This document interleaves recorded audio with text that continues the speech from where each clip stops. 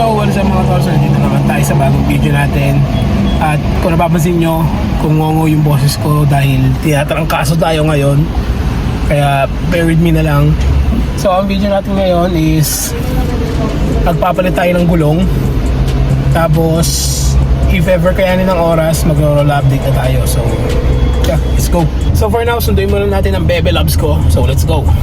So, ayan, nandito na tayo sa Imus, saan papapalit tayo ng goma sa Dynamic Tire Trading. So, along dito siya. So, dito siya, malapit sa Jollibee. Ayan.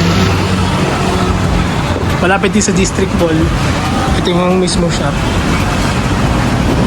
Dynamic Tire Trading. Ito si Rola ngayon.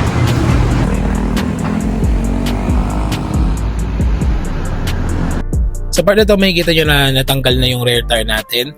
So zoom in natin, makikita nyo dito yung slim type na bags. And may Mr. Offset, the 15mm plus yung 5mm na generic. For the love of the game, para sa fitment. Tapos ito naman yung sa kabila, rear tire din yung tinanggal. Inuna yung likod dahil hindi naman kailangan ng balancing yung likod. So yeah, ayan yung slim type na bags and Mr. Offset. And then, so ang ipapakabit natin na goma is Cylon pa rin dahil maganda yung performance niya sa akin. Dahil yung luma kong nakalagay na goma, yung 205, 45, 17, Cylon na Trezo yun. So yun pa rin yung ipapalagay ko pero magbababa tayo ng konti. So 205, 40, 17. So pakita ko sa inyo. So ayan, nakabit na yung bagong tires natin which is yung Cylon na Trezo pa rin dahil maganda yung quality niya, maganda yung performance sa akin. And size niya is 205, 40, 17. So ayan, sobrang kapal. 2025 prod date, fresh as fuck. Ito yung prod date niya. So 28, 25. Ang galing, no? December pa talaga nagpapalit. Next year 2026 la. So ayan, hindi ko na na-videoan yung unahan na nilagay. So dito tayo sa alignment area. So nilifter siya tapos ina-align na lang para sa toe in, toe out and camber. Naka-camber pala tayo sa unahan ng 1.2. So pan-daily naman, hindi naman ganong sobrang camber na camber yung kailangan. Then ayan, ang bilis ng pangyayari. Pagkatapos namin magka-alignment, pumunta kami sa car wash dahil sobrang dumi ni Rola. Andito tayo ngayon sa RFC sa Hakum Auto Care. So ito yung loob nila, ito yung waiting area. Ang galing din dahil may website sila para makita yung queuing kung pang ilang ka sa pila at kung sino yung nakasalang. Very high tech. So ito yung background nila sa loob, Hakum Auto Care. Quality din sila maglinis dyan. So ayun, second day na ngayon, hindi na kami nakapag-vlog kahapon dahil inabot na kami ng dilim. So dito tayo ngayon sa Bumagats venue. And aking Bebe Labs, tawin mo muna. Hi. Yan. Kupit ako dito. So, ang continuation ng video na to is mag-roll update na tayo sa wakas. For how many months? Months na naman, no? 2 months, mga ganun. So, ayan, mag-roll update tayo. Let's go. So, ayan. Ito yung si Rola. Ito ang itsura niya as of now. As of the last month of 2025. 0.5 natin. Yan. So, ang mga nabago. First is yung halata-halata naman, yung mags. So, nakaka-brake tayo na Japan mags. So, ayan. Actually, ba nakita nyo na to sa mga reels ko. So, ayan yung mags. 17s. 17 by 7.5 8045. Then next is yung goma which is yung kahapon na vlog. So nagpalit tayo ng Cylon na Trezo 205 40 17. So mas manipis na siya ng slide para sa pinapasabog nitong year na to. So ang pinaka major na update kay Rola is yung air suspension. Yan. So probably nakita nyo na rin sa mga reels ko yan.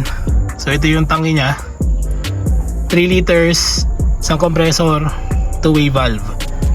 So yan yung air niya ngayon. So, sa mga nakasubaybay sa akin, most probably makita niyo lahat ng mags ko kung ilang beses na ako nagpalit.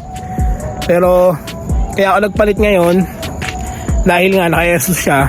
So mas maganda tignan kapag may lip yung mismong mags, tapos chrome lip yung lip technically. So ayun, so mas maganda yung tapaan niya kapag ganyan yung mags na gagamitin, chrome lip or basta may lip. So ayun, ayan daw lip. Corny. So ito, naka-air tayo nga. As of now, yung compressor gumagana, narinig nyo siguro yan, ang lakas. So nag-i-store siya ng air sa mismong tangke natin na 3 liters. So yan, narinig nyo. Then ito yung pinaka sagad na air up nya. So ayan yung itsura ng likod. Then ito yung itsura ng harap. Yan. So yung harapan natin naka double bellow, tapos yung likuran is yung naka slim type na bags. Dahil kaya naka double bellow yung harapan dahil nandun yung bigat, nandun yung makina and all, para hindi bouncy. Tapos sa likod naman kaya slim type dahil hindi naman gaano kabigatan yung likod, para maganda din yung laro kasi nung mismong slim bag. So yun. So ayan, naka air up, air down natin.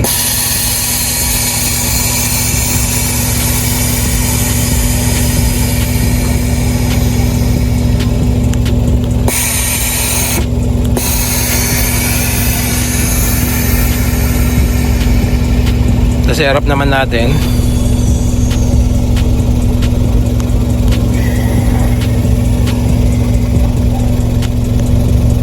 yan. So yung air natin mayroong remote control, parang susilan ng kotse, nabulo na nga lang yung mga letters. Pero ayun, so ito yung nagpapakontrol sa mismong air natin. So pwede tayo mag air down wirelessly technically. So ayan, so ito yung unahan. Pag i-air down natin, pakita ko sa inyo para mas ayos.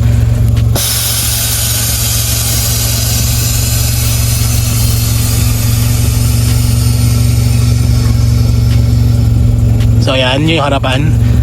Then yung likuran.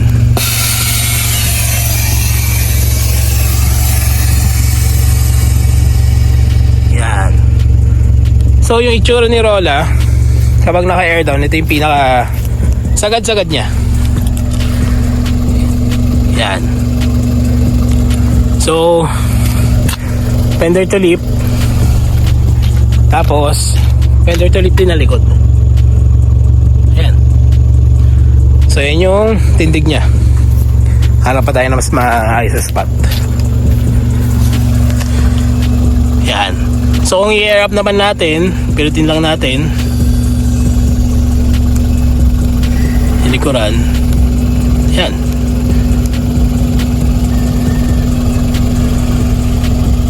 So ayun, yun yung final look ni Rola for this year 2025. For this year 2025 lang. Pero na natin sa 2026, di ba natin alam kung ano yung may paglalagay natin dyan. Well, wala naman na akong naisip na ilalagay. Ay, meron pa pala. May nakasalita doon sa may sa mga side comment. Pero ayun, yun nga, this is the final look for this 2025 dahil tomorrow is December 31 na, magna New Year na, and yun, bigyan natin isang montage. Let's go.